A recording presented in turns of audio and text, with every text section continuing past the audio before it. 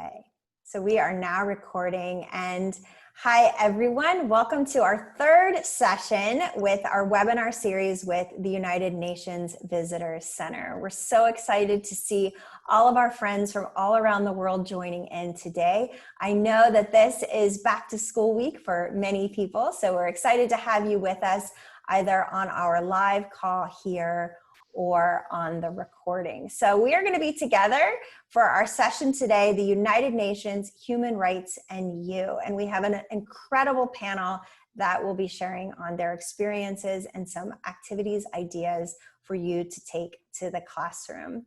So before I do that, I wanted to mention, and we shared in the email, that you will need one item today for an interactive activity that Tracy has planned for you. So you are going to need one piece of blank paper and something to write with for that activity.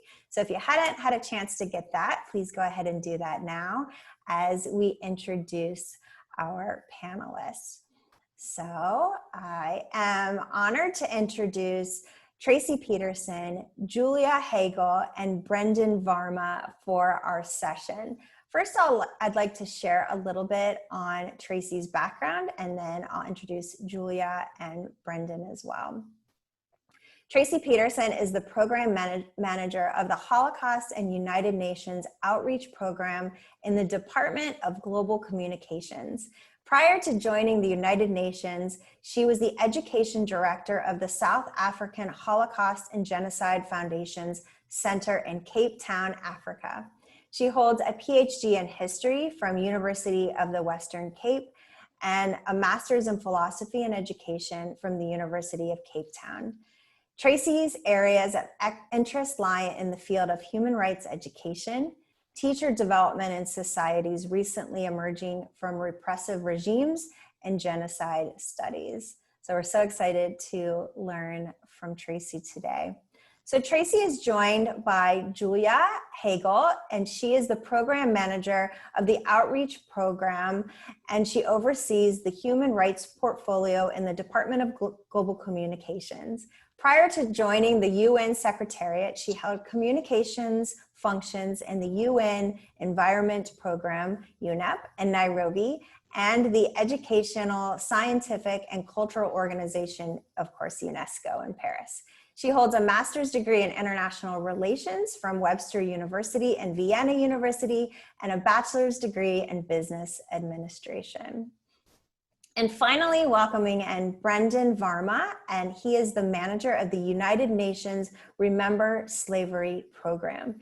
He has held numerous positions at the United Nations since 2002, including the Director of Communications and the spokesperson for the President of the General Assembly, Political Affairs Officer covering the Americas, the Middle East, and the Horn of Africa and Southern Africa, an associate spokesperson for former Secretaries General, and he has served in UN in Jerusalem, Mogadishu, New York, Pristina, and he holds an MA in International Relations from the University of Kent at Canterbury in the UK, and a BS in Languages from Georgetown University in Washington, DC.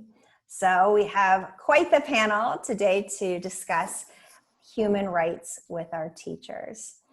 So I'm going to turn it over to Elizabeth to share a little bit on our series and the United Nations Visitor Center before we turn it over to our panelists. So welcome, Elizabeth. Thank you for everything you've done to help us organize this webinar series, and excited to have everyone here for our final session today. Thank you very much, Jennifer, and welcome back, everybody. I see a number of names that I recognize from the previous two webinars, and welcome to anybody who is joining us for the first time. I'm really excited about today's webinar because I think it'll be quite different. It'll be very practical and hands-on, so have your pencil and paper ready. So really quickly, for those of you who are joining for the first time, my name is Elizabeth Wächter. I am the Chief of Visitor Services section for the United Nations headquarters in New York. And we look after, well, visitors to the UN. We do guided tours and briefings. And in the current situation with the pandemic, the UN is closed to visitors. So if visitors can't come to us, we come to our visitors. So today you are our visitors. We work very closely with teachers all over the world. We have a good cooperation ongoing with the Department of Education in the city of New York.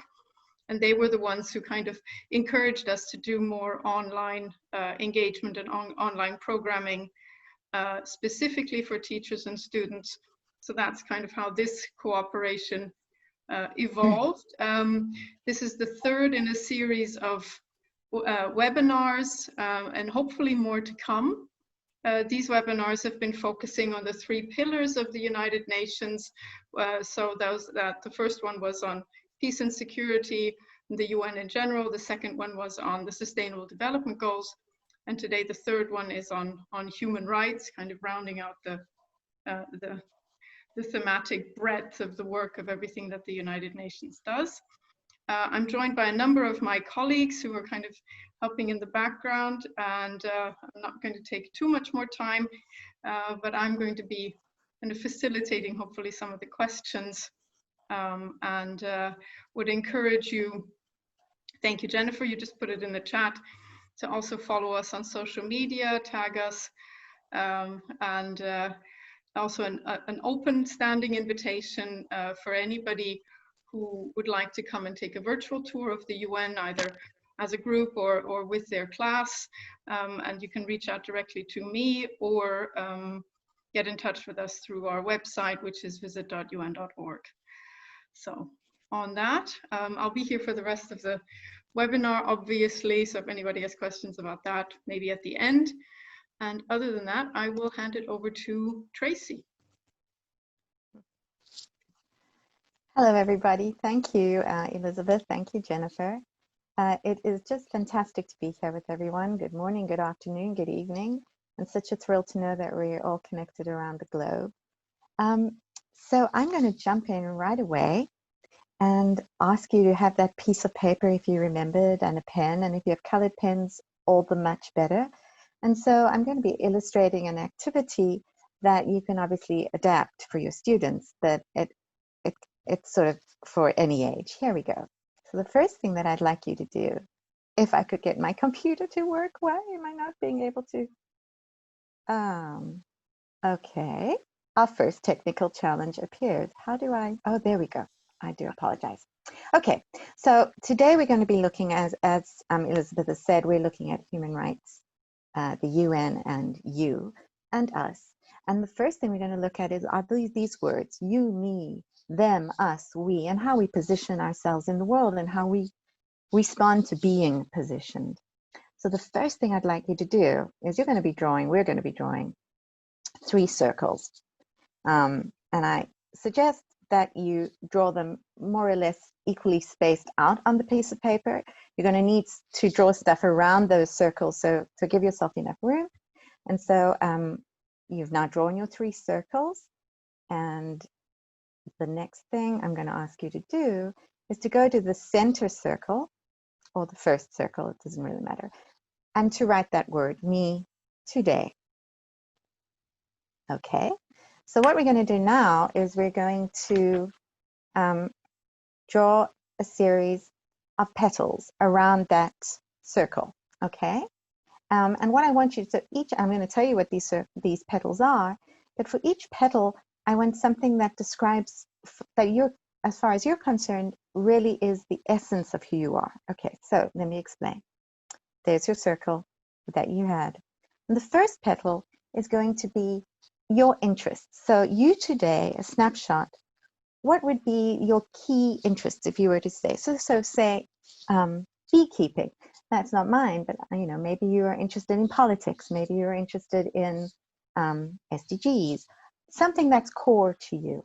Okay, so that's our first petal. Our next petal that I'd like you to do is called a relationship petal. So here I'm meaning what is essential to you, which relationships, if you're lucky, but are essential to you. So maybe it's about the fact that you are someone's mother, you are someone's daughter, you are someone's uncle, someone's best friend, someone's brother. That's what I mean. Okay, let's move to our next petal.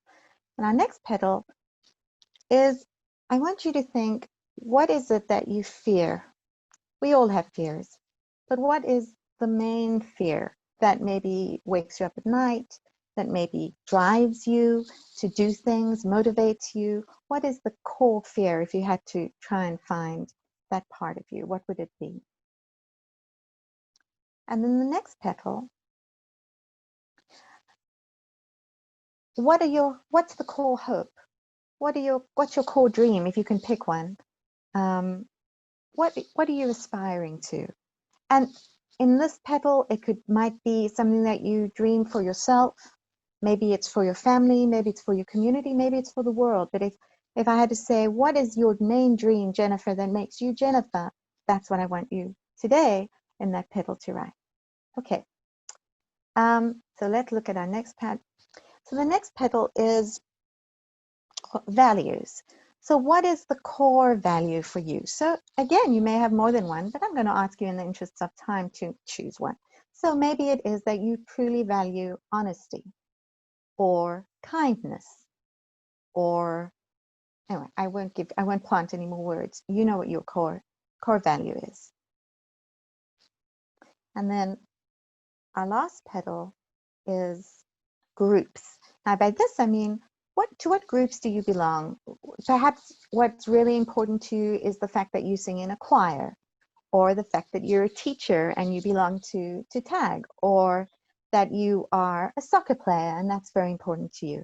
So it's to what groups do you kind of give your loyalty, do you ascribe to? Okay, so I hope I haven't rushed too much. I hope you've all had a chance to capture this, because we're now going to move on to our next circle. So we're going back to our circles, and in the next circle, I would like you to write me, 16 years old. So you're going to go back into the past now, and we're going to repeat the same thing again with those petals. I'm going to ask you, try and remember when you were 16, what were your core interests? What drove you? You might have been the biggest fan of whatever music group was playing. Perhaps what drove you was reading. You discovered reading. Maybe you discovered writing or art, whatever your interests or your hobbies were that were core to who you were when you were 16. And so we will move to the next petal, which was about relationships. You know, and maybe at 16, what mattered to you most was your relationship with your best friend. Or perhaps with your pen pal. Or with, yeah, let's move on. I don't want to give you too many things. Again, try and think back to when you were 16. What was your main fear? Maybe it had to do with personal safety. Maybe it had to do with the fear of forgetting to do your homework. What was it? And then when you were 16, if you had to say what your core dream was, or your core aspiration, or your core hope, what was it?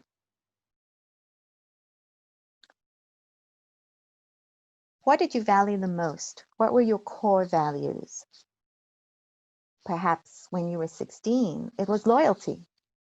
It mattered to you that your friend stayed your friend and that you were a true friend. Perhaps. And then, of course, when you were 16, what were your core groups to which you belonged? Who were you part of? What was key? I'm conscious that I'm just standing and you're busy writing, so I'm going to give you a second or two. Right, so we've done 2 circles so far on your page. So we're going to go to the third circle. And in the third circle, again, it's me, i.e. you, in 10 years' time. So think ahead in 2030. Imagine. What do you think might be your core interests in 10 years' time? What will have changed? What will stay the same? Relationships. What do you think you will describe? What do you imagine you might describe as your core relationship? What do you think your core fears might be 10 years from now?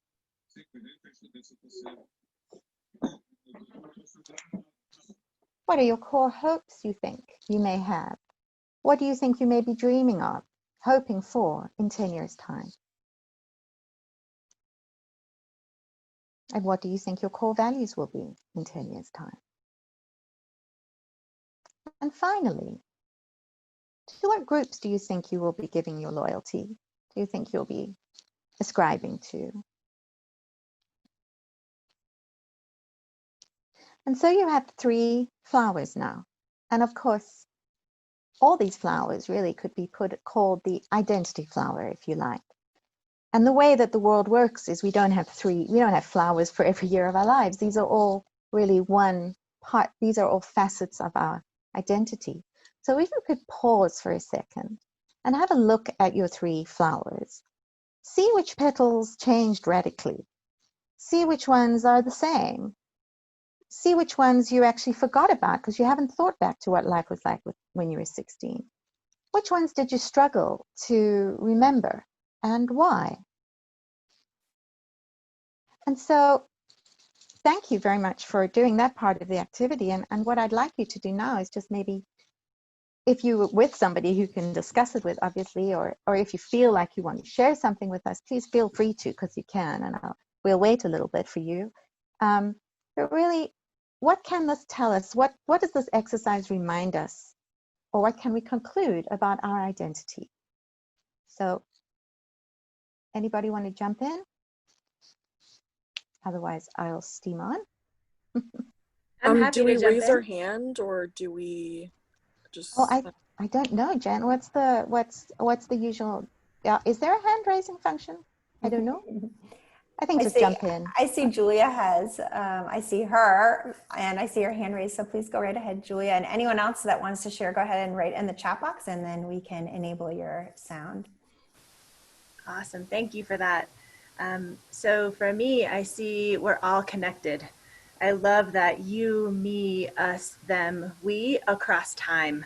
It's powerful to reach back and source our values from the past, how they feed us in the present moment, and then choosing 2030 as the time point in the future to help our kids have a point of reference for how all of who we are and all of how we connect in the world can change in that one moment is super powerful. I love the activity and I love that it's called Identity Flower. So thank you for that. Super powerful. Oh, I'm so pleased. Thank you. And I think I'm sure that everything you've said has resonated with everyone. It's exactly that. And of course, we're going to take from this what stands out for us at this particular moment. In the same way that our identity flower looked maybe a bit different when we were 16, if we were doing this exercise when we were 16, certain things would resonate more loudly with us, wouldn't they, than that? So I'm going to, Jen, I'm sorry, I can't actually see the chat box. I really feel quite... yeah, I know, it's tricky when you're presenting, it's hard to see. So we're monitoring it. Mewish, if you would like to share, we have a couple more people. Okay, thank you so much, Jennifer. Yes. I hope everyone can hear me. We can. Please go right ahead. Okay, thank you so much. Thank you for this great activity, Tracy, and thank you, Julia. What I had to share, Julia covered it pretty much very holistically. I would just like to add that, yes, the relationships and the groups and the hopes, they somehow change, because when you're young, you're 16, maybe you fear getting your desired job the most. But now the hopes and the fears have changed. And for me, it's taking care of the planet and worrying about the planet instead of my own job. So yes, that is something different, but the values, they're more or less the same. But one thing that this activity made me realize was that change is inevitable. What we should try is to be, it should be for good. So some things change, some things don't. But the things that change, they should be for the good of all of the humankind. So thank you. Oh, thank you for sharing that with us. Amazing. I think in the interest of time, I'm going to say a few things, if you don't mind, if we do it this way. I'm sorry, it's not fair to those of you who have kindly offered to, but I'm going to move ahead. And I think we can read what we've written. You can share in the chat box if we can do it that way, if that's okay with everyone. So exactly what it's just been said, identity is fluid. We realize that. Some aspects, as you say, stay the same. Some aspects are core to who we are, but some change and some get left behind as our context changes, because we are living human beings. And so this exercise could raise questions for your students about, and discussion, what shapes who we are? Are we shaped by how we think people see us, or how we hope people will see us? How does that shape what we put in our identity? And what shapes how we perceive each other? So if we're saying that we get shaped by how we think people are looking at us, what are the factors that are influencing what we see? How do we know? What do we do, when we don't know another person or another group of people? There's that wonderful poem, I'm sure you're familiar with. It's James Barrie's What Do We Do with the Difference? And sometimes in order so that we don't all kind of melt down, we have to use certain tools or strategies to try to begin, hopefully, the conversation and not end it. And sometimes we rely on an assumption, perhaps even a prejudice, or perhaps a stereotype. But the next question, of course, is what's the problem with a stereotype? So if anybody would like to jump in.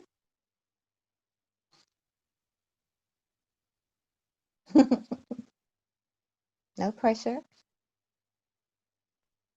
I see 2 people have raised hands. Thank you.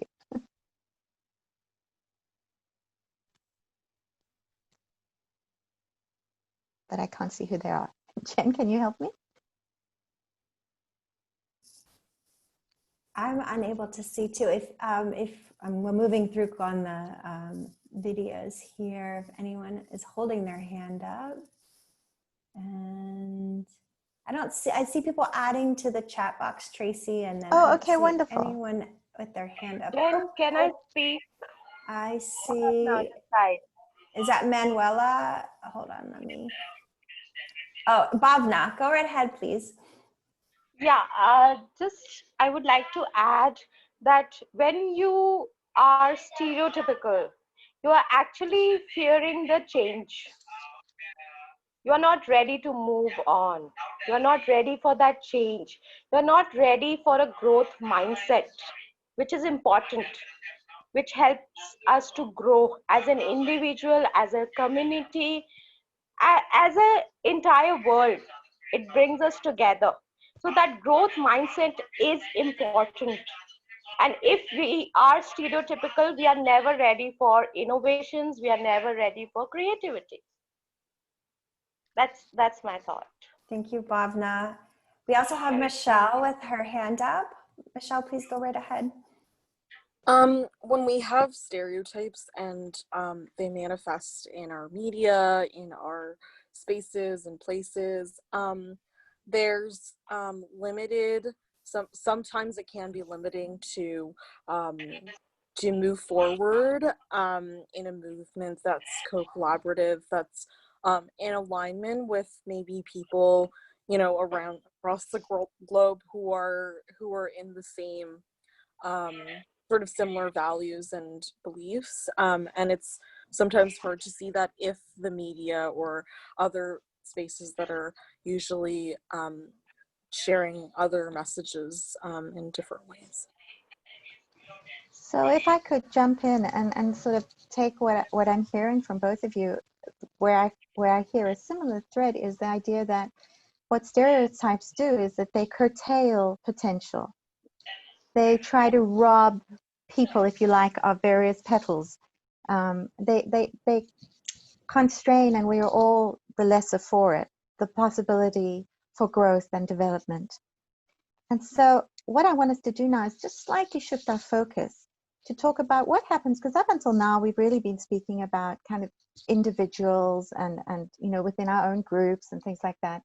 But what happens when the state begins to determine who you are and what you can be in the world and how the world sees you? In other words, what happens when the state begins to take measures to try and control how you grow, if we want to use that analogy of the flower?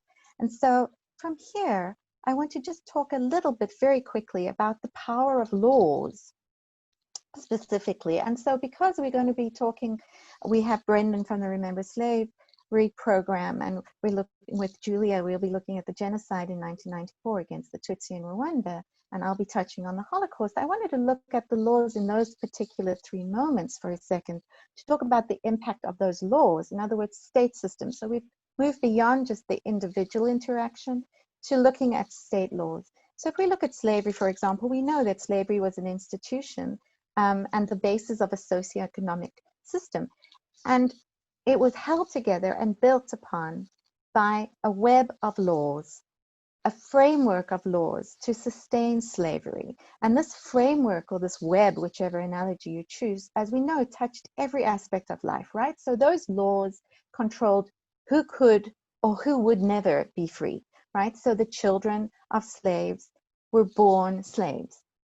Controlling who could read and write. We know that there were laws that made it illegal to teach a slave, a person who was enslaved, to read or write.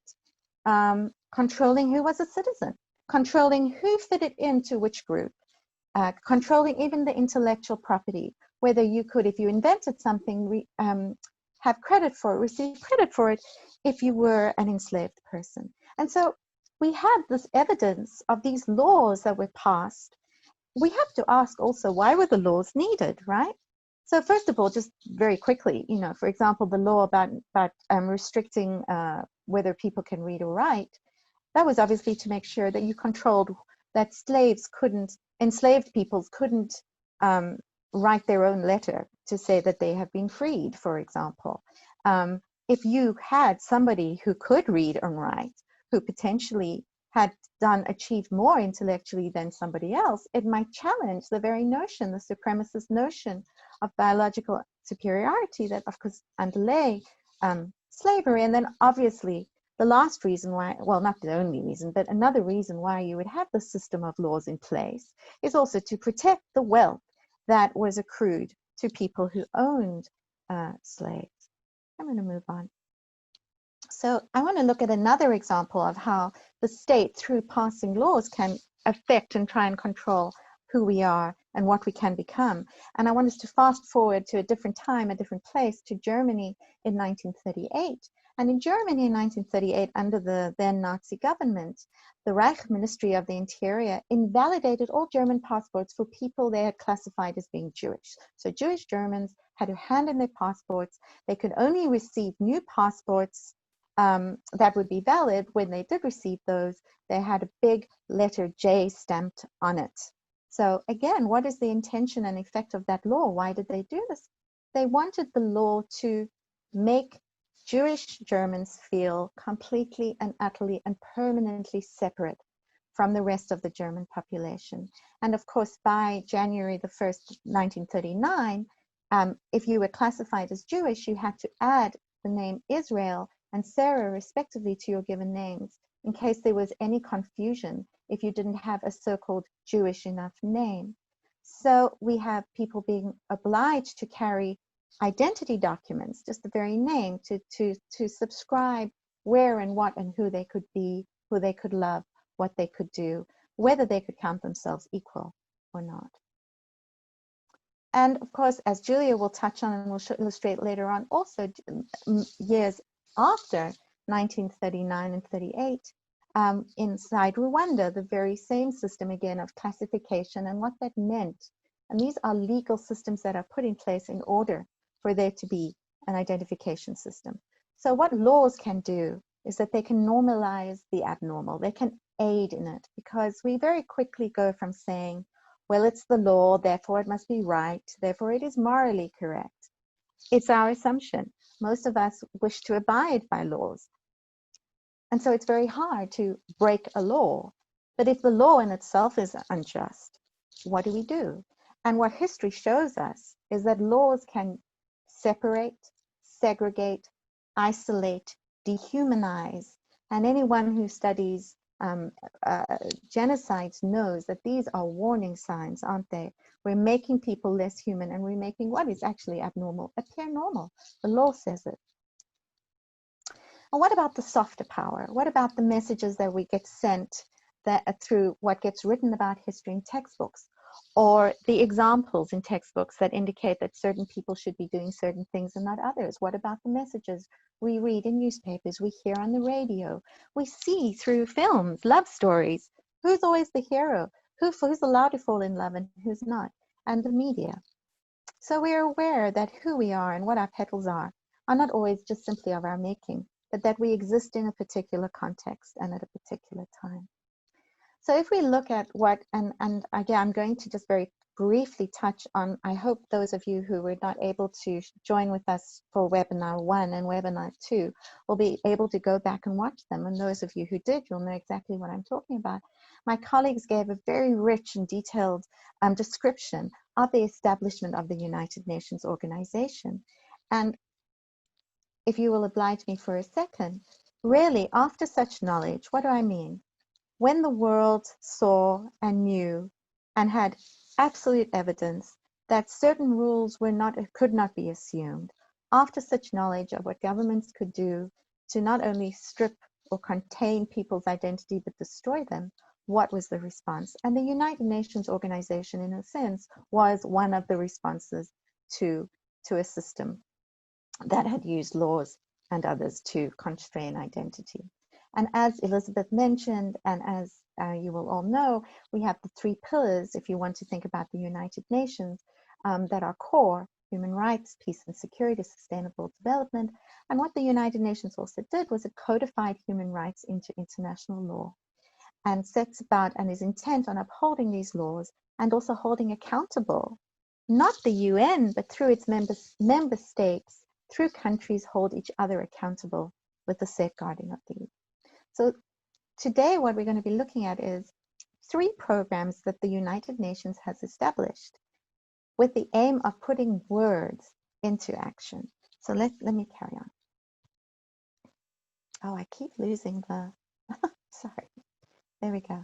All right. You will be familiar with this. This is the preamble to the Charter of the United Nations, which begins in caps, "We, the peoples of the United Nations," not the United Nations organization or the people who work for the United Nations. No, no, no. We, the peoples of the United Nations. So this is all of us.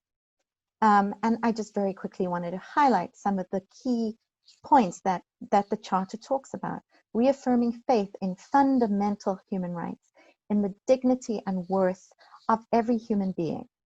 And of course, if you consider for a second the 3 histories that the programs are going to be looking at, they are examples of what happens when these fundamental human rights are completely ignored.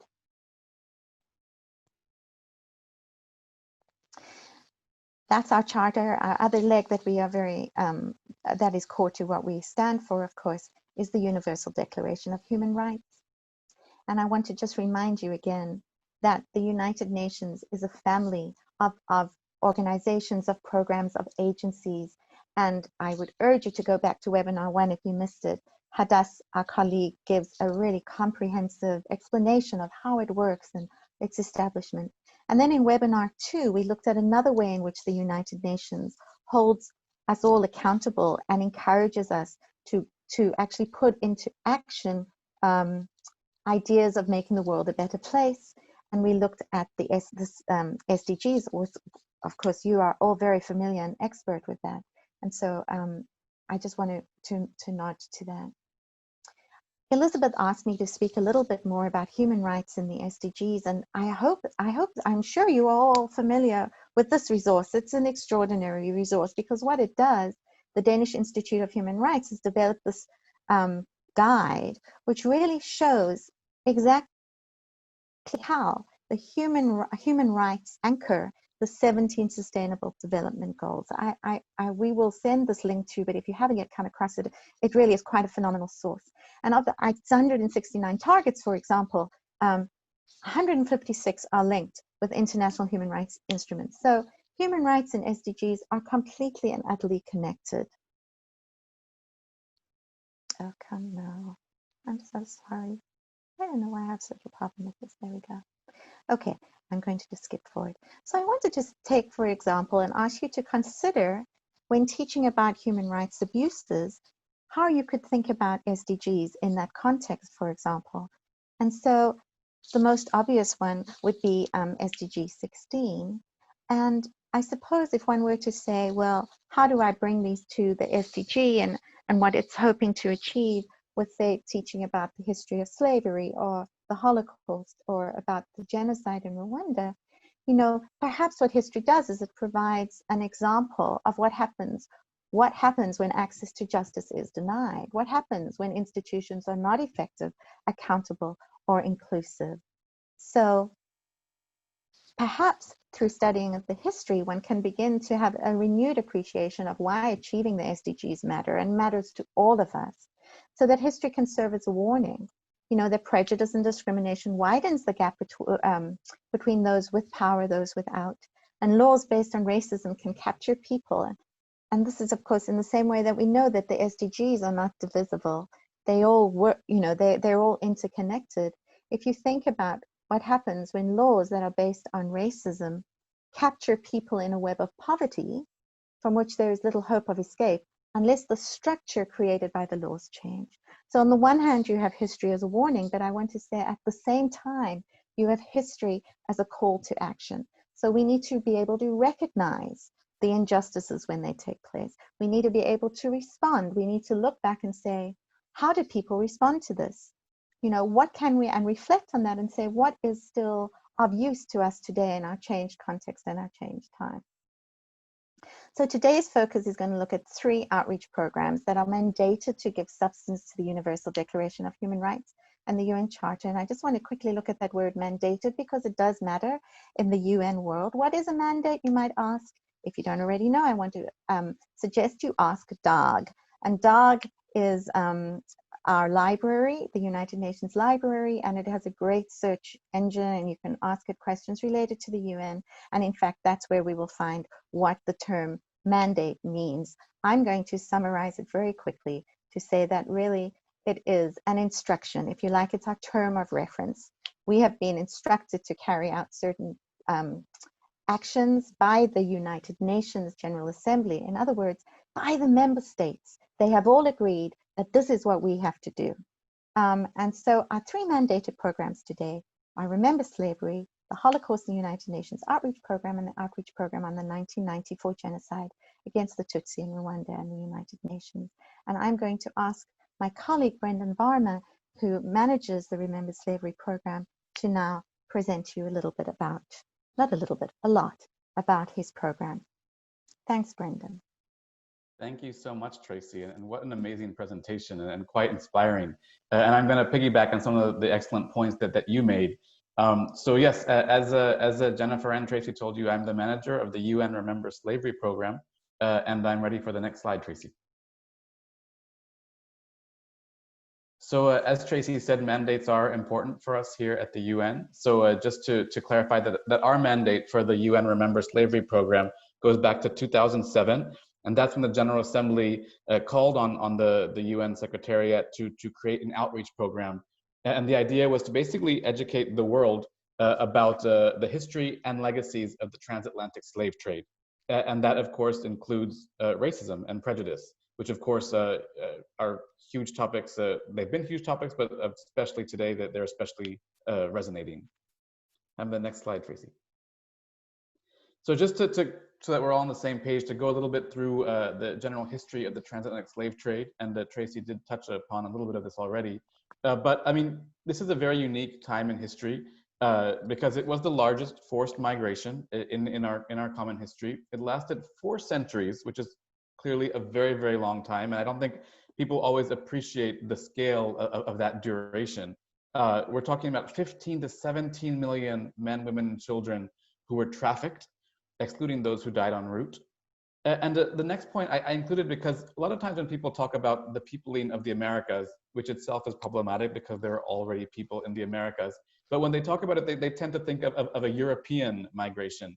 Whereas in fact, the fact is that you had 4 Africans for every 1 European coming over. So it was much more of an African peopling of the Americas as opposed to a European peopling. And this massive migration, this massive forced migration led to important skills transfer and cultural legacies that we still see throughout the Americas today. And that skills transfer is very important because I think a lot of times when the transatlantic slave trade is taught, it's kind of portrayed that the enslaved Africans who came over were some sort of mindless laborers, as opposed to skilled people who are bringing over important talents and knowledge. So, for example, in the areas of shipbuilding or metalworking, mining, farming techniques, these were skills that were all brought over to the Americas by enslaved Africans. Now, one of another amazing aspect of this is that it was actually protected by laws, and Tracy spoke a little bit about the role of laws when it comes to prejudice. And I mean, I think nowadays when you say, you know, human trafficking, slavery, pretty much everyone seems to agree that this is bad. It seems quite obvious to us. But back then, I mean, to think that there was an era when this was actually protected by laws, and that theories were created to justify these laws, theories about why certain races were superior to others. And then finally, I just wanted to clarify that the transatlantic slave trade had direct effects on our modern conceptions of race, in the sense that, you know, before the transatlantic slave trade, you might have had different European nations thinking of themselves as Swedes or Brits or Spaniards or Frenchmen, whereas afterwards they started to kind of crystallize this idea of white people. Or again, you know, with Africa, when you had different groups, including Yoruba, Hausa, people from the Angola region, and suddenly they were all Black people, united by the color of their skin. This was a concept that had its roots in the transatlantic slave trade, and one that we're still living with today. Tracy, next slide, please. Thank you. Now, a lot of times when we talk about education and we talk about educating young people, for example, about the transatlantic slave trade, including young Black kids, you sometimes run into some resistance because they think, well, why do we want to be reminded of this shameful era when our ancestors were enslaved, when they were working for other people, when they had no agency of their own? And part of that reluctance stems from the fact that the stories of resistance are not always taught. And so for us, it's very important to also share these stories of resistance, to share the fact that these were not just mindless slaves. These were enslaved people who had their own senses of dignity and human rights, just like everyone else, and they were fighting for what they deserved, which was, you know, their rights as people.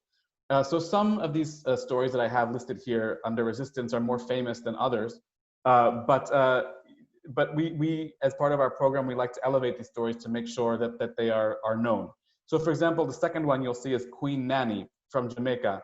Now, a lot of people outside of Jamaica might not know who Queen Nanny is, but as you can see, she's actually on the $500 bill in Jamaica. She's considered to be a national heroine. And Queen Nanny, she was brought over from Africa, probably descended from royalty. She was a historical figure, obviously a woman, but also a military commander, a strategist. She basically escaped enslavement and went into the interior of Jamaica, where she led a community of Maroons, or escaped enslaved Africans. She formed this community and successfully fought back the British. So she is a very powerful figure, and her story deserves to be told. From the UN side, what we've done in our program is we actually worked with a filmmaker. He created a film about Queen Nanny, telling her story, and we added subtitles to that so that it could be shown in many of our UN information centers throughout the world, and we could therefore spread the global story of Queen Nanny, which we think is important to be told. Next slide, please. Now, here, you know, this is past the era of the transatlantic slave trade, but it's having to do with the legacies of the transatlantic slave trade, namely racism and segregation and prejudice. So I'm wondering how many people know who this is. This is Rosa Parks. I think anyone in the US would definitely know who this is, but I think we have a very global audience today. So just to make sure we're all on the same page, Rosa Parks is a very famous civil rights figure. This picture is from the 1950s, and in the 1950s, she was a Black American woman in the American South, in the state of Alabama. And there was, at the time, there was a segregation on the bus system.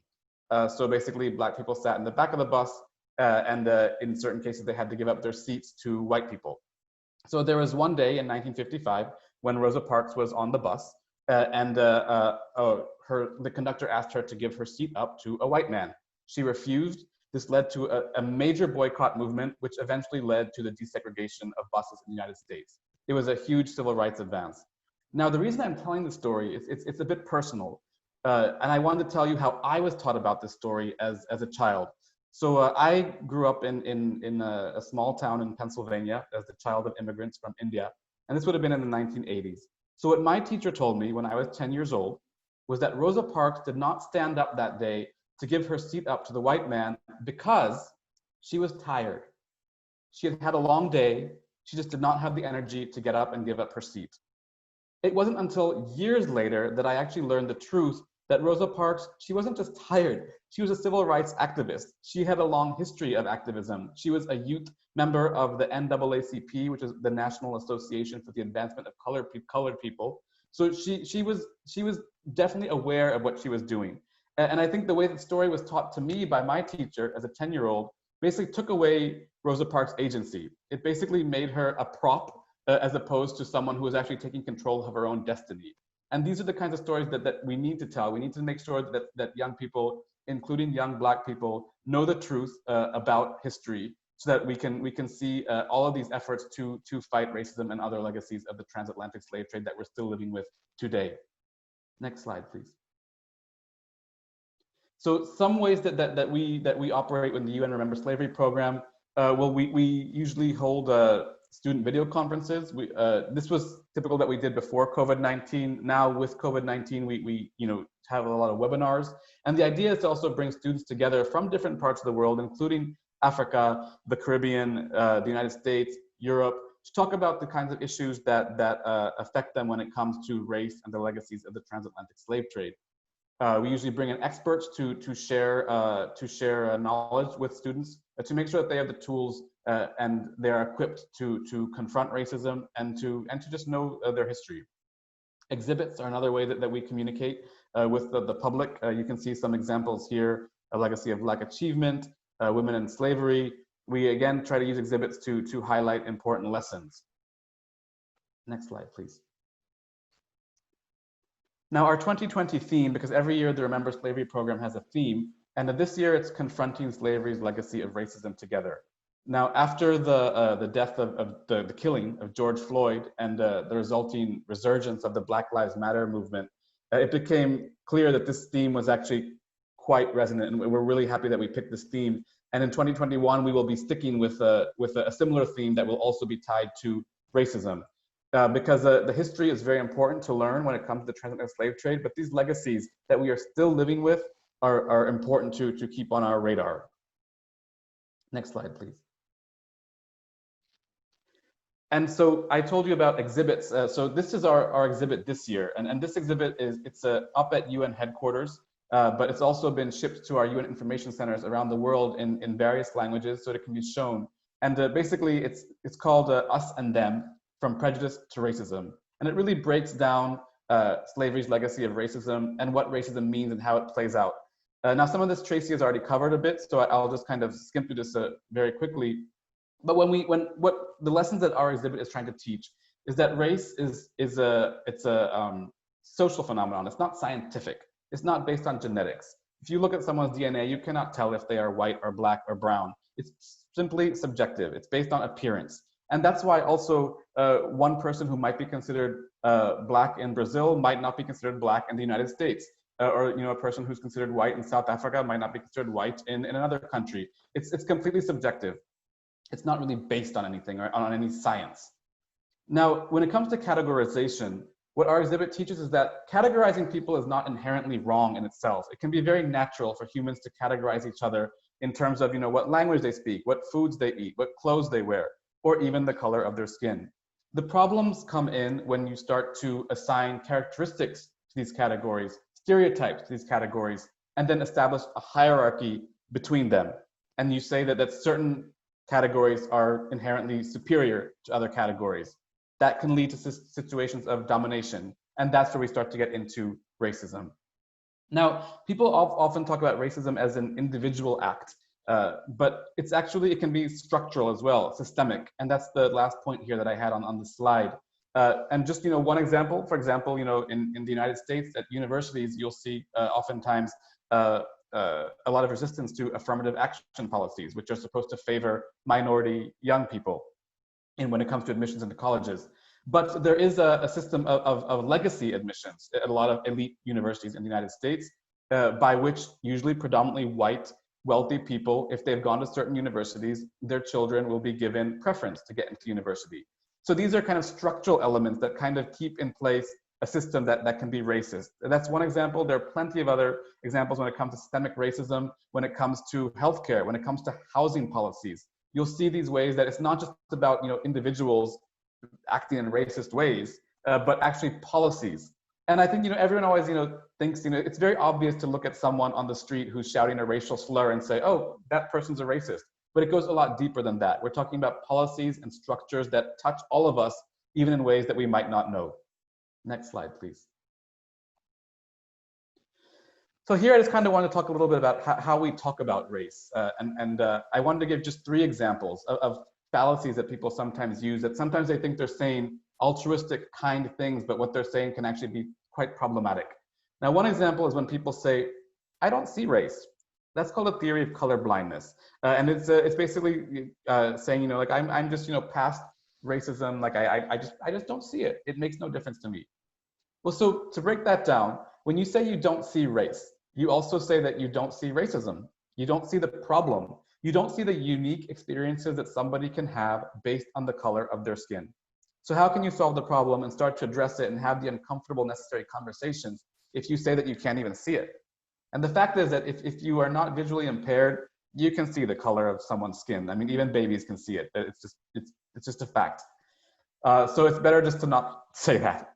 The second thing I wanted to bring up, and this kind of had to do with something that I was thinking of in a UN context. At the United Nations, we've been doing a lot of soul searching ourselves to look at white supremacy and racism within our own halls, within our own organization.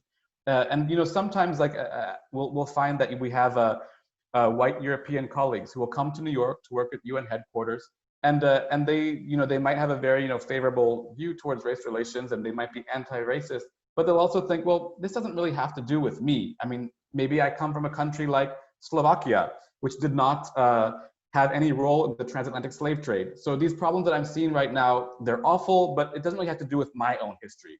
But the fact is, when they come to New York, these white European colleagues, they are still benefiting from a system of white privilege, which is why if they're stopped by a police officer, they most likely will not get killed, which is not necessarily something that a Black American can say or a Black colleague can say. So that's just another important thing to keep in mind. And the final example, which is probably the most famous example, and you'll see this reflected in the comic in front of you, is All Lives Matter, which again, on the surface, it sounds, I mean, nice. I mean, who would, you know, want to say that, you know, certain lives don't matter? But the fact is, when we say Black Lives Matter, it's because right now, the situation that Black people are going through is not the same as the situation that white people are going through. So for example, in this comic, yes, you could put water on every house, but the house that really needs the water is the one that's on fire. And in that case, in our case today, Black communities, that's the house that's on fire. So that's kind of why it can be kind of problematic to just say all lives matter. It diminishes the struggle that Black people are already facing today. And we need to kind of show solidarity in this specific moment. Next slide, please. And this is actually my last slide. I just wanted to kind of conclude on what the UN is doing to fight racism. I already told you that we're looking at racism within our own halls, but also looking outward. We have had, for example, what we call the Durban process, which is our World Conference Against Racism. It's an ongoing process. Recently, the Human Rights Council took the major step of holding an urgent debate. And this was in response to the killing of George Floyd and similar instances of police brutality against people of African descent. Within the UN Secretariat, of course, we are also putting out statements, strategies, plans of action.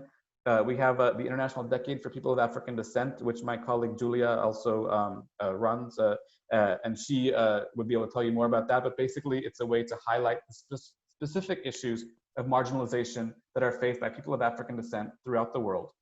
And then just to end at the bottom right, you'll see one of my favorite officials that we deal with at the UN. Her name is Tendai Achume. She's a half Zambian, half Zimbabwean, and she is our UN Special Rapporteur for racism. Now, because she's a special rapporteur, that means she's an independent official. She's not officially a UN Secretariat official, which also means that she can say a lot more than sometimes we can as UN officials. She can go much farther. She's independent. She does not, report to our internal bureaucracy. Instead, she reports to the Human Rights Council. And so basically, she can go farther, and she's spoken about a lot of issues that have come up with respect to the transatlantic slave trade and its legacies of racism, including reparations. And as you can imagine, reparations can be a sensitive topic at our organization, because some of our member states were perpetrators of slavery, and so they might not want to talk about what kinds of reparations are owed to people of African descent or to Black majority countries. But it's a topic that the Special Rapporteur is not afraid to tackle. She's held discussions about that at the UN to bring people together and to discuss what do reparations mean, maybe why do we need them, and how can we move forward on them. So I think I will stop there, and I'm happy to take your questions or to participate in any discussions. Thank you very much, everyone.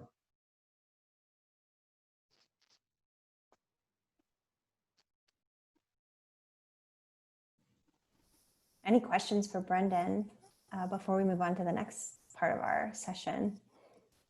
And thank you so much, Brendan. Or a lot of people are tweeting and sharing comments, so hopefully you'll have a second to read through on those. Yeah, Brendan and Tracy, I just wanted to reflect on some of the comments that are made in the chat, and we'll share the chat with everybody later. Reflecting on what you were saying, Brendan. What happened 400 years ago has a direct impact on the structural racism that we see today in the Black Lives Matter movement. A lot of colleagues are reflecting on that, and also on the power of education. What we teach children now will help shape their view of themselves. I think that goes very much along the lines of what both you and Tracy were saying. And then there's also some reflections on the hidden biases that everybody has, and something I think we all need to be conscious of. So just a snapshot. I'm sure there's much more interesting things here, but maybe if we want to move on to Julia and give her a chance, and then we have a little bit more time to discuss towards the end. Okay, great. Thank you, Elizabeth. Thank you, Brendan and Tracy, for this sort of great introduction and these great presentations. And I think just like you both have done, I will also pick up on some of that. Sorry, no, it's not me yet. I see the Holocaust. So Tracy, I guess it's you before it comes back to me. So that was my presentation. I hope you learned a lot. I'm sorry, I apologize. I'm sorry for Tracy. I was just wondering how I could possibly fast forward to get to you. So I made the decision that we do it chronologically. So I will very briefly give an overview of what our program does, and then we will go to Julia. Thank you, Julia. So the second mandated program is, as you've seen, the Holocaust in the United Nations Outreach Program. And now I've lost, there we go. Our mandate, we were mandated by General Assembly Resolution 60.7, 2005. And our instruction is to mobilize civil society for Holocaust remembrance and education to help to prevent future genocides. So again, this is not just about looking back, thinking about the history. It's actually asking that really difficult question, and now, so what? Our approach, we create educational materials, make them available. We work with partners and work with their material, and we translate them into the United Nations languages so that they are hopefully a little more accessible. We provide support to our United Nations centers around the world, and I've done it again. There we are. And this is a snapshot of some of the partners with whom we work. And we see our job also to amplify and to shine a light on good practice where it is being carried out. And some of our themes, in a similar way to which Brendan pointed out, our theme this year was looking at Holocaust education remembrance for global justice 75 years after Auschwitz. And you'll see I've just pulled out some of the key words that we'll be repeating: human dignity, courage, responsibility, rights, remembrance. And if you, in a way that we think about our program is that we're doing three, in fact, four things. We're asking people to remember, we're asking people to reflect, we're asking people to aspire and act. So know what we know before, now we know what shall we do? What are we doing? We too have a program of outreach. We organize the annual Remembrance Ceremony to mark the International Day of Commemoration in memory of the victims of the Holocaust. We have exhibitions, we have film screenings, we have briefings, student workshops, professional development, roundtable discussion. And what we also do is we then lend support, oftentimes financial, to our information centers, which are our global outreach partners who really understand the local context and have great partnerships locally with departments of education or with nonprofit organizations working there. Here's a photograph I thought I would share with you.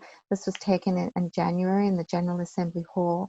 Again, an indication of how important this history is to the United Nations, and you will possibly recognize the Secretary General. There are 3 Holocaust survivors who gave testimony. We also had invited the Senior Advisor on Rome and Sinti issues, Mr. Dogi, and then finally we also had the President of the General Assembly, Mr. Tijani Mohammed Bande. I thought I'd share with you some of our exhibitions. This exhibition, for example, asked people to look beyond only the photographs to begin to question how history is constructed. What do you do if the history is told largely through perpetrators? Is there a way to still find the voices of those who were victims? And this exhibition, for example, raised the question, how is the Holocaust possible? You know, how is it possible that ordinary people responded in the way that they did, and what motivated their responses? What shaped the way neighbors saw their neighbors? Why did neighbors suddenly no longer see the neighbor's child as like their child? And of course, all these questions are, on the one hand, particular to this history, but have resonance today. What are the choices that we're making? What is shaping our responses? What are the consequences of the choices that we make? Some of the topics I thought you might be interested to see that we have in our roundtable discussions and civil society briefings are quite wide-ranging. So, for example, you'll see one of the topics that we discussed was the Holocaust, homosexuals, and lesbian, gay, bisexual, and transgender rights today. So we're constantly trying to make, without being superficial or simplistic, asking people we understand more about the past with what intention, why. Here are some of the films. Film screenings, of course, are wonderful films, as you will all know, are wonderful vehicles for conversations and discussions, as has been our experience. We have had amazing teacher workshops, again, with partners. You'll notice that this one, for example, we worked with Facing History and Ourselves, and a wonderful organization called Stories That Move. I'm not sure if you're familiar with it. We will share these links with you because they really are doing extraordinary work. So this was a teacher's workshop. I thought I'd share an image with our teachers at work. We have student workshops. Here's a student workshop. In this particular one, as they were learning about Anne Frank and working with her testimony, they were also being given working with testimony of more contemporary refugees and asking questions about, again, what is one to do? What can one do? Our outreach, as Brendan's already mentioned, during COVID, we tried to pivot and do as much possible online. For example, we've moved some of our exhibitions online, had exhibition openings online. And I wanted to just quickly share with you, I've mentioned already our information centers around the world. So we have around the world, literally, people being able to not only learn about the Holocaust, but also to reflect on what it means to them.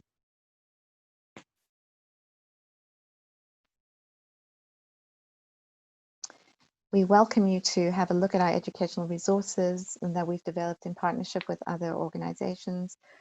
We believe very strongly that the individual stories need to be told, that very often in what happens in crimes of mass atrocity, that, you know, it becomes a number and it's overwhelming. But when you begin to work with individual stories and start with the small, you can actually begin then to tell a much bigger story. This is a particularly powerful exhibition.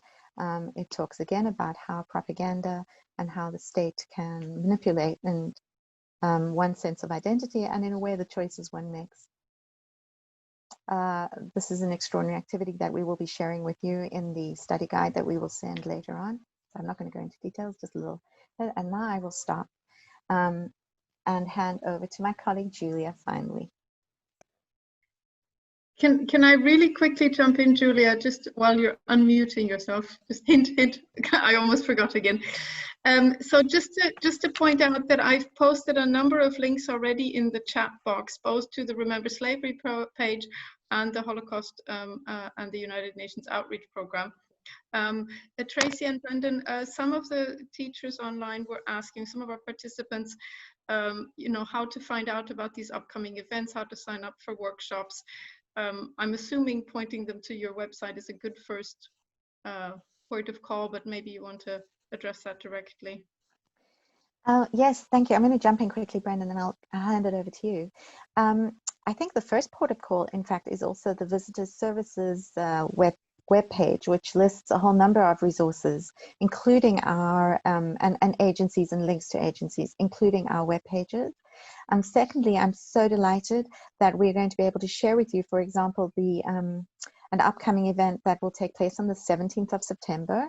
Once the invitation is ready, we will, through Jennifer, be sending that invitation to you so that you can participate and involve your students as well. And that's the International Day of Peace student conference. I'm going to pause there so that Brendan can jump in, because Brendan is managing that event. Thanks, Tracy. I mean, one thing I just put in the chat as well, you can also always follow us on social media. We make announcements there as well. So Remember Slavery is our handle on both Twitter and Facebook. On International Day of Peace, as Tracy mentioned, I mean, that's observed, it's 21st of September. So at the UN this year, it'll be observed on September 17th. We're going to have a major virtual observance, but we'll also have a live peace bell ceremony with our Secretary General and President of the General Assembly, and a number of celebrities, youth activists. They'll be participating. So that's September 17th, and we'll be sending out some information about it. So I think through Elizabeth and Jennifer later, we'll compile something to send to all of you. So hopefully you and your students can participate. It's free, and you all just have to like sign up in advance, and we would love to have you there. Thank you so much. And one other link that I posted, I had mentioned it briefly last webinar, but just to also remind you, also because both Tracy and Brendan mentioned our wonderful colleagues in the information centers. I think this is particularly relevant for all of you who are not in the United States. We have a network of 59 UN information centers, and you can find where they're located, and they often cover more than just the country where they're located, and they would be a fantastic first port of call for you. They provide information packs and access to information in local languages. They organize visits.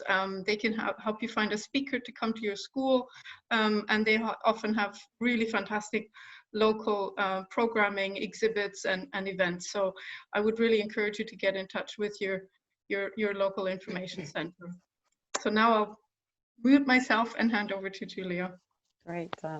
Thank you very much, everyone. I think many of these sort of general things have been said, and since we are all three working on outreach programs that really are part of that pillar of human rights, I think a lot of the activities that we're doing in terms of outreach are similar programs. We have teachers' guides, we organize events, we sometimes bring plays to the UN, and we also, like Elizabeth has said, work very closely with our network of UN information centers, who then translate information materials into local languages, organize local briefings with students, with teachers. So this is sort of a similar outreach formula we use to make sure that we are not just focused obviously in New York, but really there where the UN as a global organization is active on the ground. My presentation will be perhaps a little more historical, also talking about the events in Rwanda, because I believe, as opposed to the Holocaust and also the transatlantic slave trade, I think especially in some parts of the world, the events that happened in Rwanda some 26 years ago are less known historically. I think most people have heard, and certainly educators have heard about what happened in Rwanda, but I also wanted to bring a bit more historical context into this, and to also hopefully enable you and give you additional information that you can then pass on to your students. Starting perhaps at the beginning, you will see that this is a rather long name of the program. It's the outreach program on the 1994 genocide against the Tutsi in Rwanda. The events in Rwanda were, and to a certain extent are often still commonly referred to as the Rwanda genocide. And the reason why we do not use that term, and we would also encourage you when you share this with your students, are twofold. On one hand, 1994 is of course the time when this unprecedented killing of over 1 million people in the course of 100 days took place in Rwanda. But before 1994, there were a series of events that already led to this, like sort of also what Tracy was referring to in the Holocaust. Something like this does not happen overnight. Neighbors do not turn into mortal enemies overnight. We don't other and dehumanize people overnight. So Rwanda had a history, at least starting from 1962 when it became independent, but even before that, of targeted killings, massacres, attempts at ethnic cleansing targeted at the minority Tutsi population. And the fact that it should not be called the Rwanda genocide is also to make sure that this is historically accurate, that it was not a civil war, it was not something external in Rwanda, but it was really a targeted genocide and ethnic cleansing of the Tutsis just by being part of this ethnic group and having Tutsi on their identity card, which will be shown. They were targeted for mass extermination from baby to grandmother.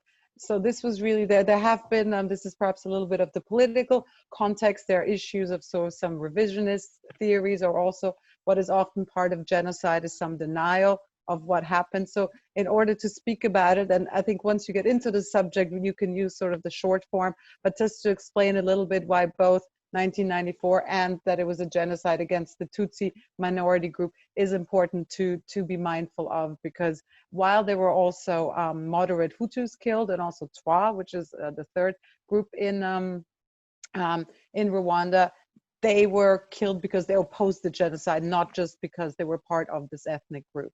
So this is a little bit just to frame the name and the discussion, also to say that this was actually, it has been renamed. There's also been a General Assembly resolution recognizing this, that this is the formal and correct name. And also within Rwanda, and I think the vast majority of the Rwandan community, there is a sensitivity given to this, that we speak about this in a historically correct terms. Yes, if you could, Tracy, move to the next slide, please. Yes, since we do have genocide in the name, I think we have spoken about it, but yes, the act of genocide, which is of course a crime under international law, it is the targeted destruction in part or whole of a national, ethnical, racial, or religious group. So genocide is never targeted at individual. It is really something that is tied onto an identity factor of a group, and it really speaks to wanting in part or in totality wipe a group of people off the map. And so this is what happened in 1994 in Rwanda, where the explicit goal of this of the genocide was to exterminate all Tutsis from Rwanda.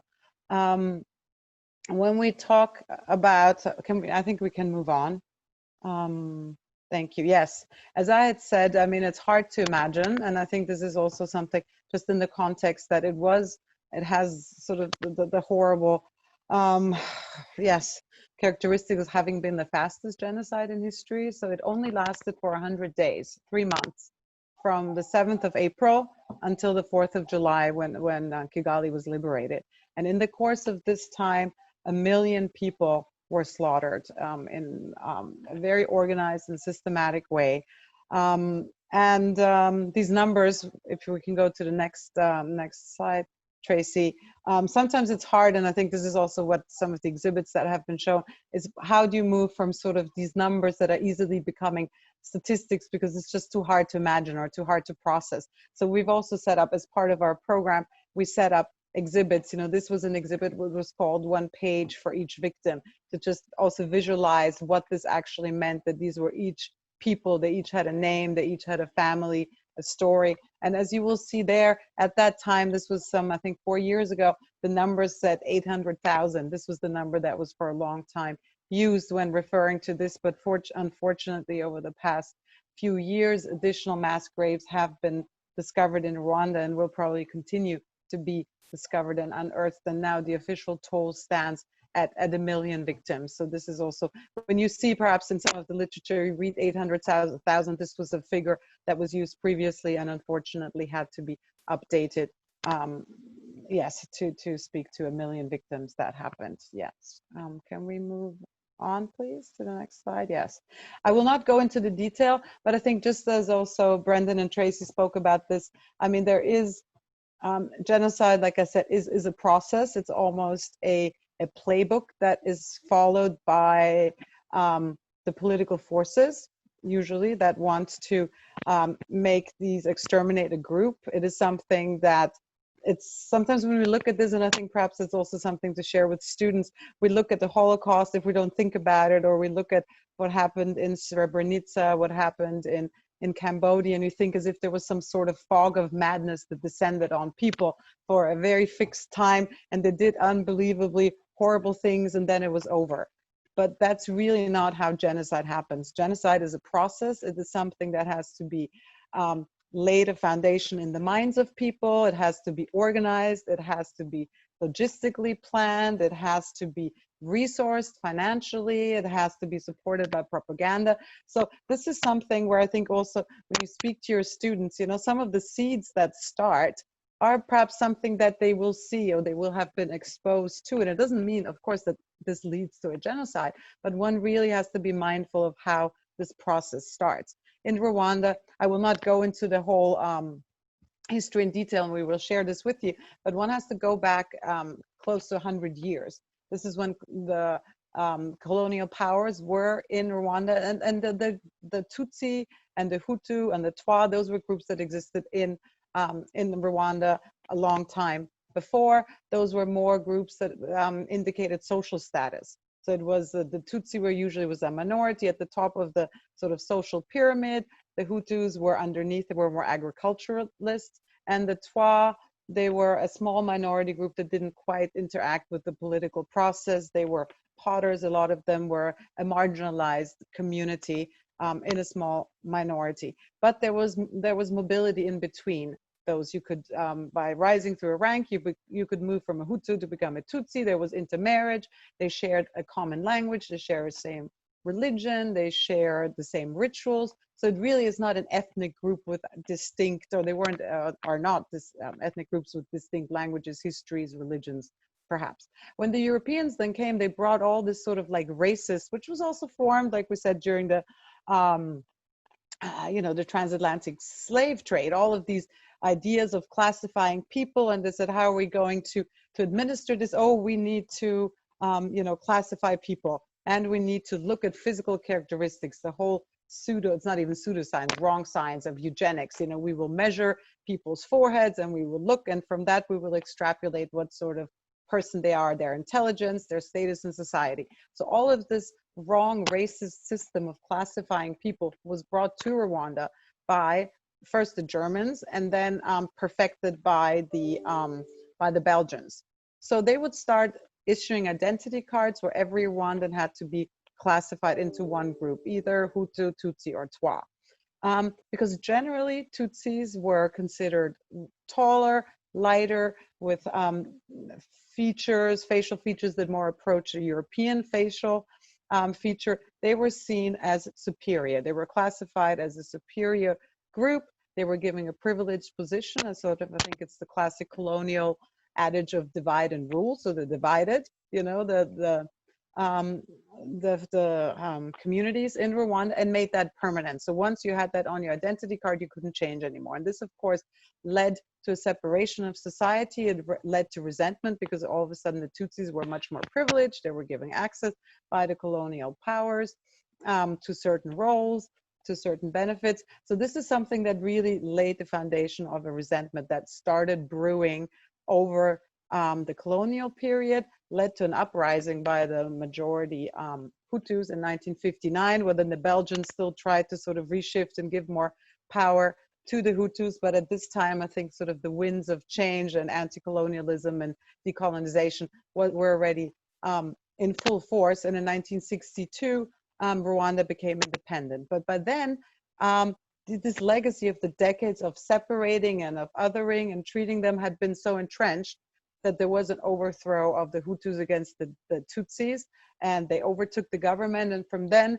instituted discriminatory policies against the Hutus, against the Tutsis, excuse me, that became increasingly restricted. So this pertained and permeated all parts of society: access to jobs, access to education, access to any roles of training, of even issuing of passports. So it became really a very, very divided society. And when you look at our formal, Adama Dieng, who served, and he just stepped down as the special advisor to the Secretary General on the prevention of genocide. I mean, he cited also, speaking with Rwandans, these examples that children were all of a sudden no longer allowed to sit together on school buses.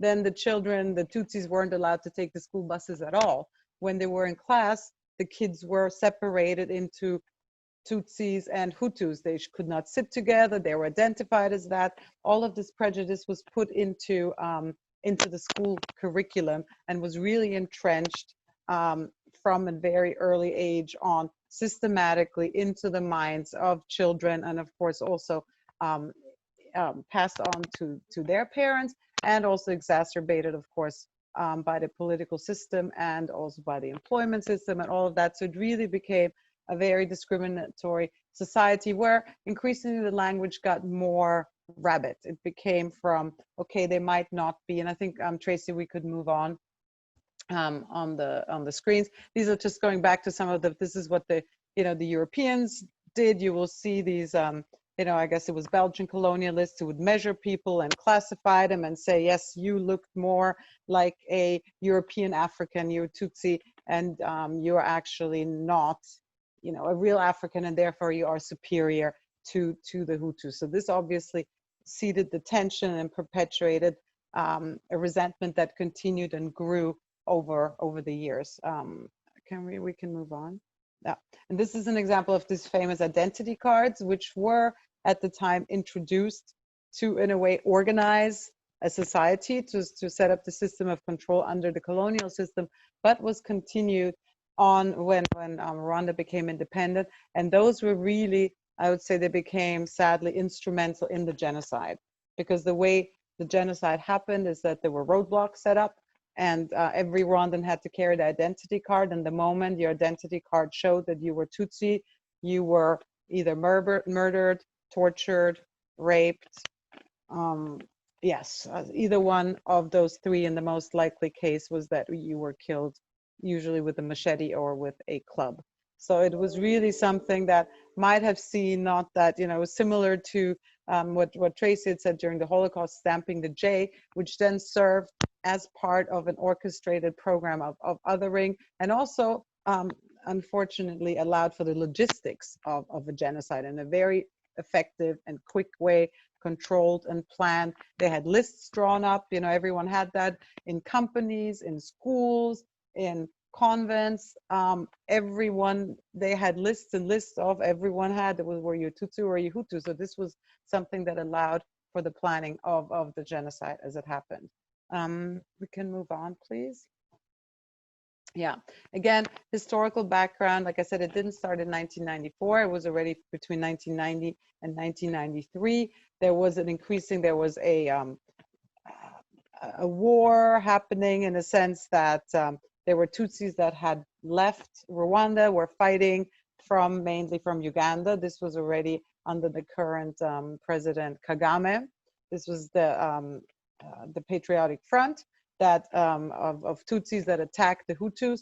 So there were these skirmishes going on, but at the same time, even though this was one rebel group of Tutsis fighting from outside the country to overthrow the Hutu government, all the Tutsis living in Rwanda were seen as accomplices of this and were punished. And at this time already, between 1993, there were massacres against Tutsis just because they were Tutsis, and they were all thrown in one basket, so to speak, with this rebel movement.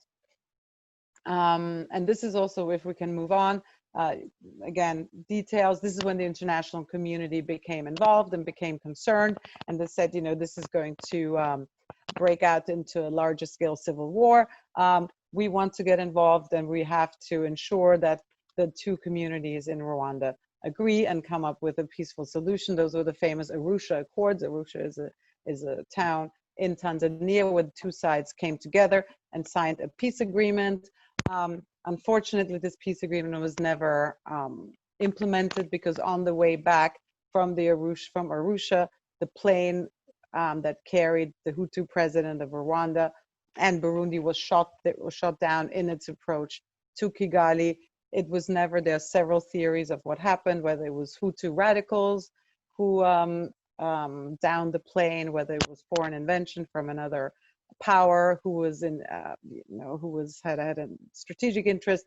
But basically this was used now to set off this genocide. And right after, on the next day, there was the killing started. And on the 7th of April, the genocide started, which then took this turn of exterminating 1 million people over 100 days. I think we can move on to the next one. Yes. So I think when you talk about Rwanda, to finish off perhaps the history, genocide of 100 days, stories that are incredibly powerful, tragic, moving. Every year we organize at the UN also, we organize commemorative events where survivors are always speaking, and they're telling their story of what happened to them, what happened to their family. Most of them lost their entire family, survived in miraculous ways. This is something that's always very touching, and this is also something, once the UN is open again for outside visitors, this is something where people are invited to attend, but it's also something that's broadcast, and I think that could also be a very good educational opportunity. In addition, on the website that we have for the program, which we will share, we do have stories, testimonies of survivors. We have quite extensive video testimonies. We have poster exhibits that, again, tell the story of what happened to people. On one hand, I think, like we said, this to learn from history, the horrors that happen, but also it offers an incredible opportunity if we look afterwards at the history of Rwanda, how it rebuilt, how the redemption happened, what Rwanda has become 26 years on. I think it also offers really valuable lessons that can be shared with students, how something that seems unovercomable, that's not a word, but it's really something that where you think this country will never recover. And it rose like a phoenix from the ashes, and it is, as we will see just a little later in the presentation, actually is a country that now has sort of risen to it has the highest representation of women in parliament. It is one of the most ecologically advanced countries. It has banned plastic bags. It is extremely safe. It has seen it has advanced IT technology it has introduced, and it has really reforged through reconciliation a future for itself. So maybe we'll just skip. Those are some of the stories, perhaps the testimonies and stories. I think a lot of them, if you want to look at those, a lot of the testimonies came also from children, because of course there were hundreds of thousands of orphans. But it's also, if you speak to students, perhaps to take a testimony of a child, depending of course on the age group of your students, is something that is just also so powerful. How children hid, how they survived, how they managed to rebuild their lives is something that is quite powerful. I think we are sort of running out of time. One of the things also we had mentioned before was the power of propaganda and how all of this happened. I mean, propaganda, and I think many people have heard of this Radio de Mille Collines, which is the radio of the 1,000 Hills. This is what Rwanda is called. This was a radio station which has then been renamed Radio Machete, or the soundtrack of genocide, which is a horrible name, but this is really what it was. It was a sort of a young, hip radio station that played music, but at the same time also incited people to commit genocide. It sent messages saying, today we're going to work. To work means we're going to go and kill the Tutsis. They said we have to exterminate the cockroaches. You look at them at the, when you see them at the stops, if they have a thin nose, you kill them. You fell the trees. You fell the tall trees. That was one of these. So it was an unbelievably powerful, because it was universally accessible medium that really organized, drove, said, this is where Tutsis are hiding, go there. This is a school, this is an orphanage, go kill them, report how many you have killed, highlighting sort of the achievements of how many Tutsis had been killed in one day. So this propaganda machine was unbelievably powerful, and without it, the genocide could not have happened in such a quick and efficient and in the most horrific way possible. There were also, there was written communication as well. I mean, there's something that you see now, this magazine that also was published over years, and again, sent this message of, we are the, Tutsis are not real Rwandans, they're not even real people, they're cockroaches. That's one of the things, part of this othering always, and of the dehumanizing the other, which happened over years, where slowly the abnormal became normal and became acceptable, and it became part of the mainstream narrative. So these are some of those examples that you see, targeting also in particular Tutsi women who gave birth to snakes. I mean, all this language that you have heard in other instances of the dehumanization of people. So I think we can move on. Rwanda, of course, also, when we look inwards, and then, I mean, Brendan spoke about the soul searching the UN is doing when it comes to systemic racism, the way we also deal with being an organization made up of 193 member states, of having people from everywhere, and perhaps the prejudice or the inherent biases, at least, that we bring with us. Rwanda is seen as one of the biggest failures of the international system. There was something, when we say never again, never again, we had already said after the Holocaust, and never again meant the foundation of the United Nations, and where all these human rights instruments were put into place and laws, yet it did not prevent Rwanda. It was known what was happening. It was ignored by the international community. This was because of the political climate at the time. This was just about a year before. There was the United States had gotten involved in Somalia and had suffered quite a few losses in this famous Black Hawk Down, which was also a movie, so there was no appetite to get involved in this again. People were saying, oh, this is another African conflict, it's just tribal violence. People didn't want to listen. And there was a UN peacekeeping force on the ground that was just supposed to enforce, its mandate was to enforce the Arusha Accords, which was to enforce a peacekeeping, a peace agreement. But there were signs that this was happening, and there was what is now become known as the famous or infamous genocide facts that was sent by Romeo Dallaire. He was the force commander there, the general overseeing that, saying they have received information that there are stockpiles of machetes, that there's a plan that is being made of extermination, and the United Nations system did not react as it should have. I mean, Kofi Annan, our Secretary General, afterwards was the head of peacekeeping then. He was in the end the recipient of this.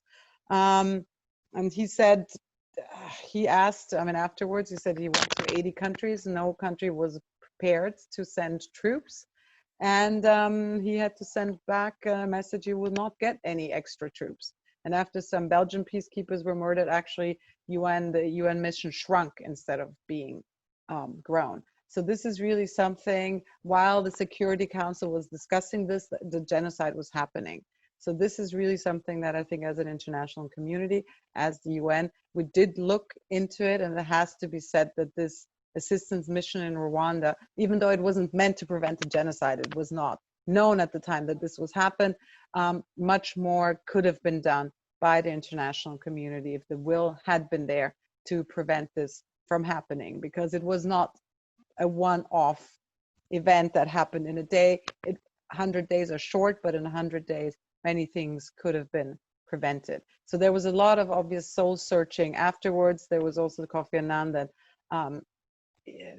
commissioned afterwards, when he was already Secretary General, a report to question and to investigate the role of the international community, the failures as well of the UN system. And that is something, hopefully, that we all learned from the mistakes that happened there. But I think it's also something perhaps to speak to students, to say it is not perfect. The UN is made up of member states. There's only so much we can do, and it's all we the peoples, and we all have to hold ourselves accountable for that.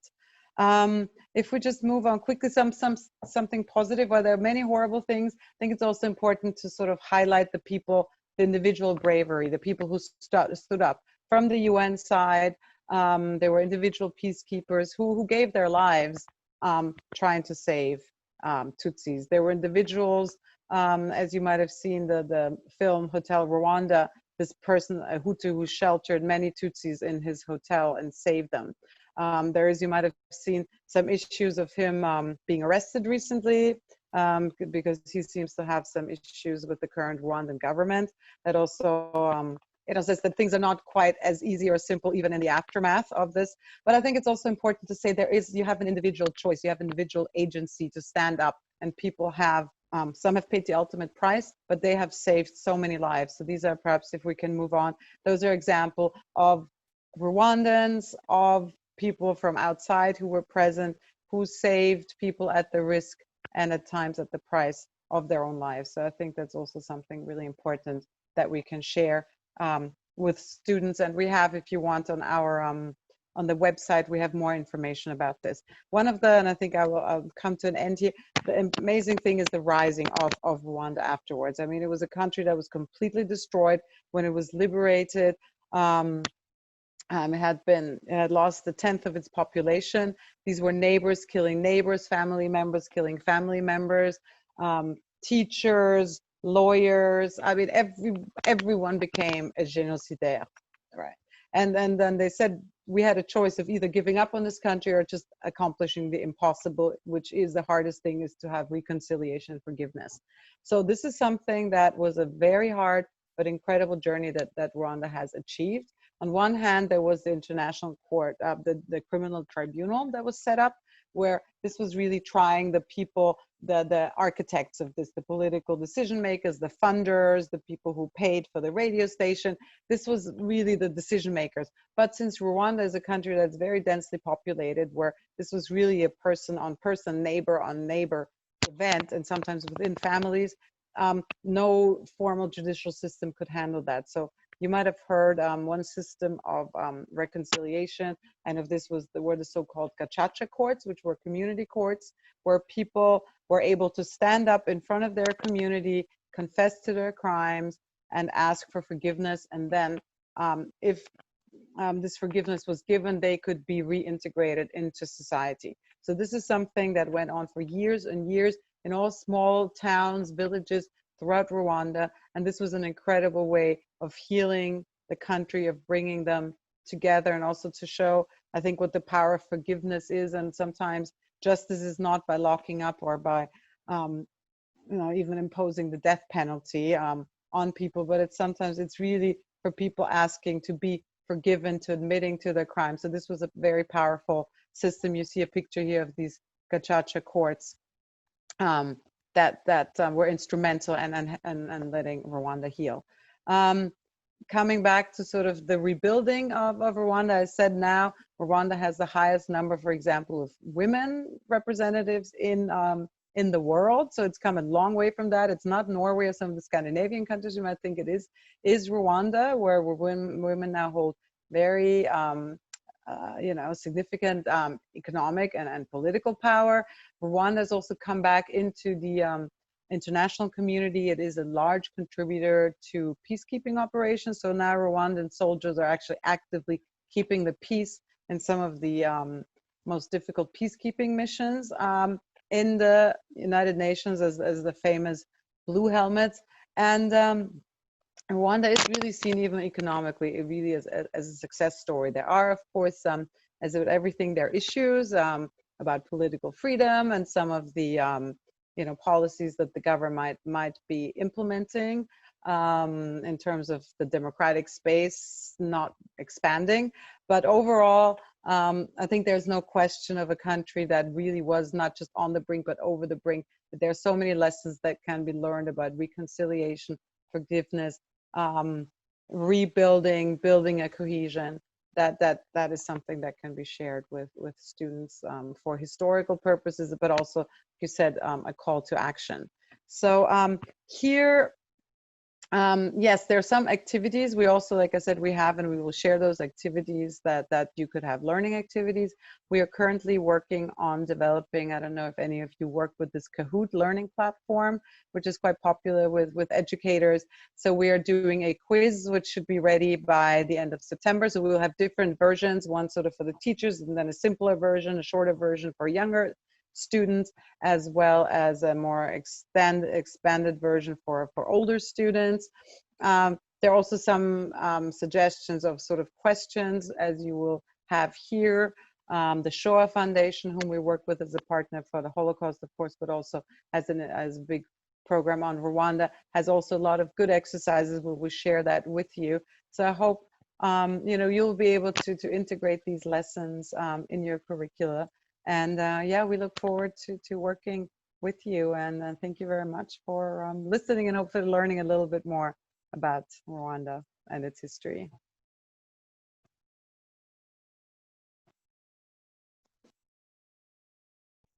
Thank you so much, Julia. I'm going to jump right in.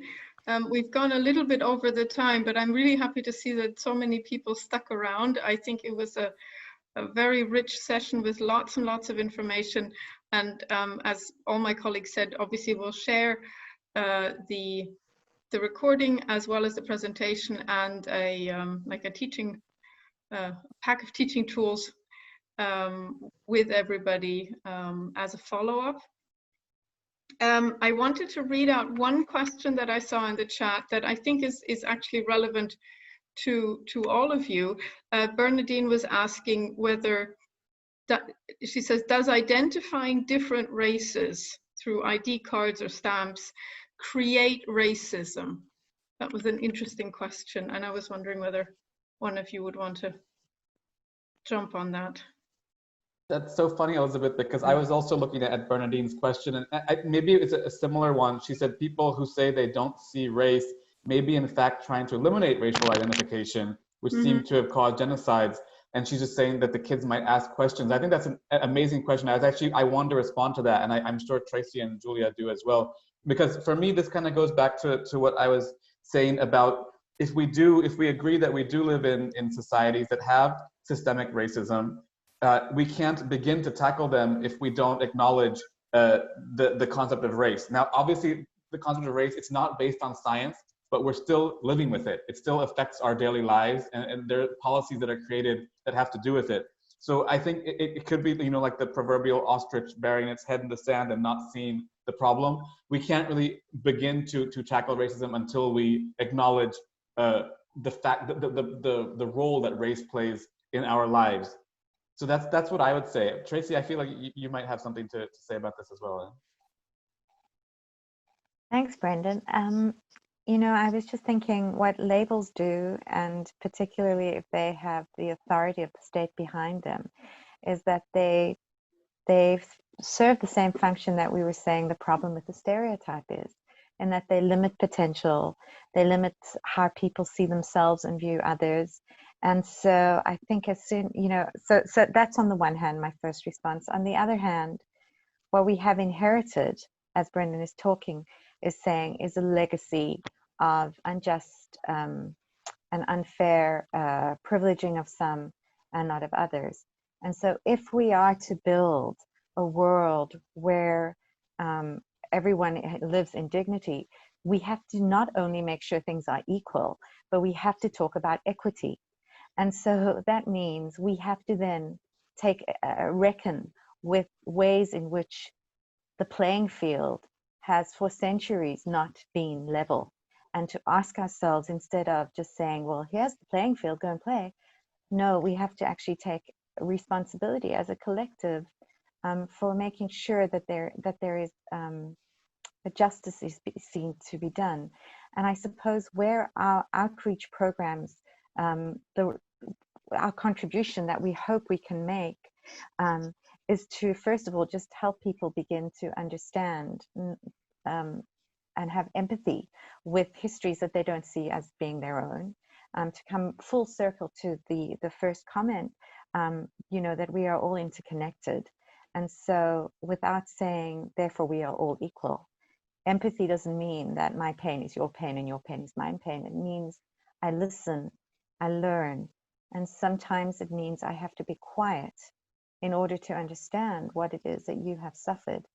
And so to come back to the original question, I think I understand why people might be nervous about questions that ask you to use a language that we know is based on nonsense, on scientific nonsense that doesn't exist, but the lived reality certainly does. And so if we are, the irony is that if we are to understand how far we have to go, we have to begin by asking, you know, where are we now?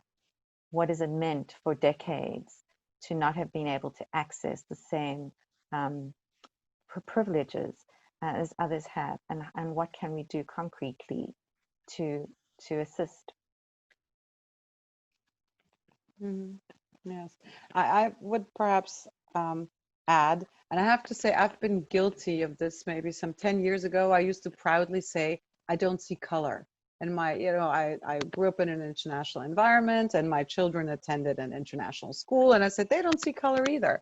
But, and I thought this was a good thing, only realizing in more recent years that this is actually because I am privileged not to have to see color, and that this is not something that is the reality of it. And it's also something that we have to question, and we shouldn't be non-racist but anti-racist, and I think that is part of that, and question ourselves. I think when we talk about the portrayal, like I think also like Brendan said, and Tracy, of course, we should not deny that there are differences. We must question the systems, and I think also we have to be very careful when it is the portrayal of people, that we don't speak for people, but that there's any kind of portrayal of a certain ethnic group, that they're the ones who are portraying themselves. It's not, again, you know, an outside view saying, oh, this is the stereotype that I have of you. I mean, there is also something to be said for, obviously, tangible and intangible heritage that we all carry with ourselves, and our customs and practice and languages and food.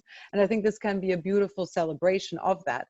But what we have to be mindful is exactly of this unlevel playing field, of the ranking that has been assigned to different groups and different traditions. Even labeling, anything from labeling a language a dialect is already downgrading that, because, you know, it's a dialect because the group in power said, oh, I speak a language, but yours is this sort of like vernacular dialect, right?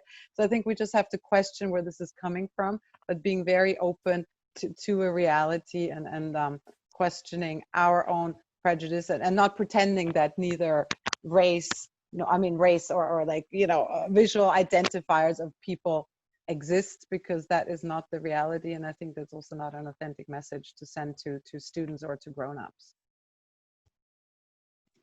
Yeah, thank you. Fantastic.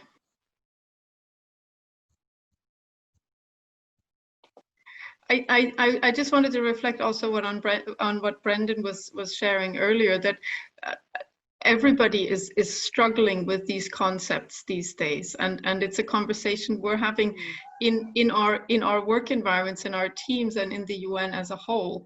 And I think we're all learning a huge amount, and to go to what Tracy was saying is I think all of us are also learning the importance of listening more. And if that's something, a message that we can share with students, I think that's a huge contribution we can make towards you know, making the world a better place, which is, I think, why we're all doing this, what we are doing. So thank you to everybody for the fantastic questions and comments.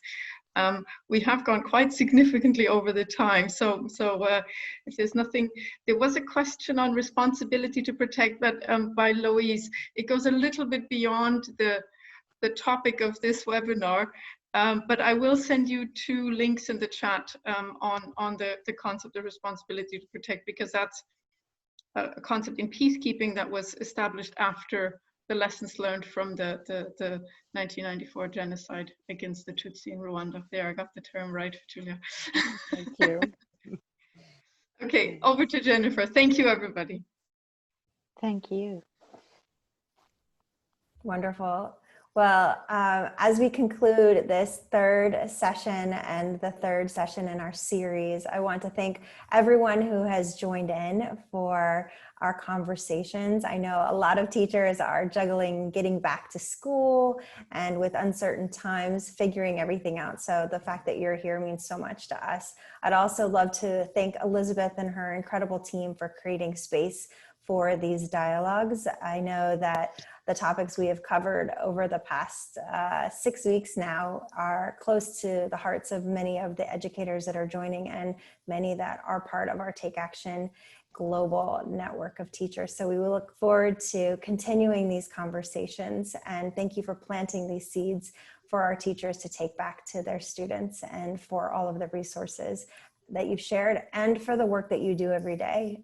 It's so meaningful and valuable, and gives us hope that this is happening for our world. So we appreciate you taking time and valuing teachers and students as we very much value you all. So we, as we mentioned at the beginning, will be sure to email out with the resources that were shared today. We've had a lot of rich dialogue in the chat box, so we have links that we will share with the presentation along with the recording. And we have several resources that will be also following up on that email. So watch for that either on Friday of this week or next week, with special invitations and some lesson plans as well. So I think that covers all of our concluding announcements. Elizabeth, was there anything that I mentioned before we sign off for today? No, just to return the word of thanks, because I think all of us think that, or we know that the teachers are the real heroes of the day. So thank you, all of you, for all the incredible work you do every day. And we're here to support and help wherever we can. Thank you, Elizabeth, so much. And special thanks to Tracy, to Brendan, and to Julia for all of your inspiration today. And I know I've learned so much, and I was very much looking forward to this session topic on human rights, and to all of our presenters from the past sessions as well. So thank you, everyone, for joining. We appreciate you being here, and we look forward to future opportunities together. So absolutely, stay safe and be well. Thank you. Bye, everyone. Thank you, everybody. Bye-bye, everyone. Thank you. Bye-bye. Bye. Thank Bye. you.